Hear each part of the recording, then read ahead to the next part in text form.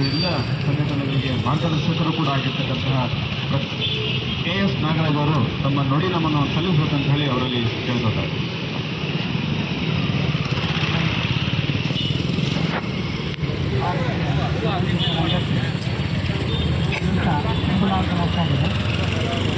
ಅವರು ನಮ್ಮ ಮಕ್ಕಳು ಎಲ್ಲ ಅನ್ನೋದನ್ನೇ ಭಾಳ ಖುಷಿ ಪಡ್ತಾರೆ.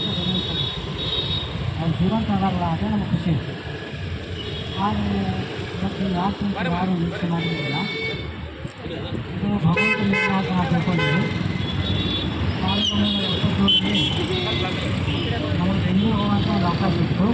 ಆದರ್ಶಕ್ಕೆ ನಿಮಿಷಕ್ಕೆ ನಮ್ಮದೇ ಆಗಿರ್ತಕ್ಕಂಥ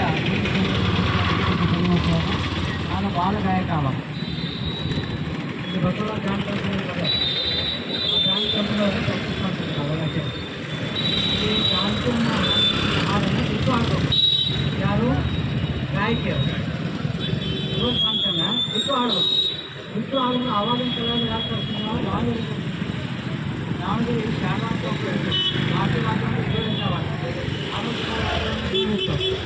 ಆ ಥರ ಅದರಿಂದ ಹೊಸ ಗಾಯಕನ ಹೊರಡ್ಬೇಕು.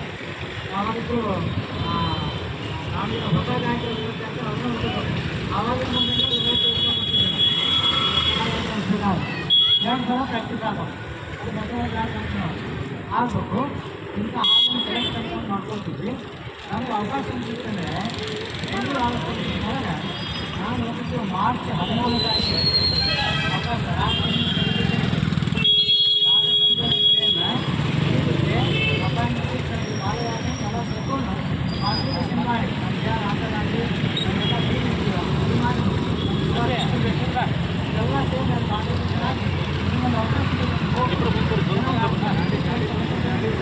ಹಾಗೆ ಆದರ್ಶ ಪ್ರಶ್ನೆ ಗಾಯಕರು ಅದು ಮಾರ್ಚ್ 15 ಅದು ನಮ್ಮ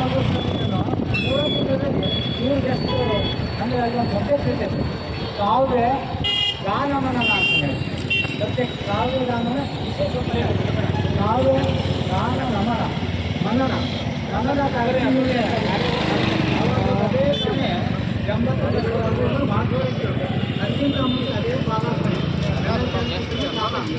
ಆಡಿದ್ದಾರೆ 76ರಲ್ಲಿ. ಹೀಗಾಗಿ ಒಂದು ಅವಕಾಶ ಇತ್ತು. ಅದನ್ನು ಕೊಡ್ತಾರೆ. ಎರಡನೇದು ಅವರು ಗಟ್ಟಿ ಆಗಬೇಕು ಮಧ್ಯಮಗಳನ್ನು ತಗೊಂಡು ಭಾಳ ಕಷ್ಟಪಡ್ತಾ ಇತ್ತು.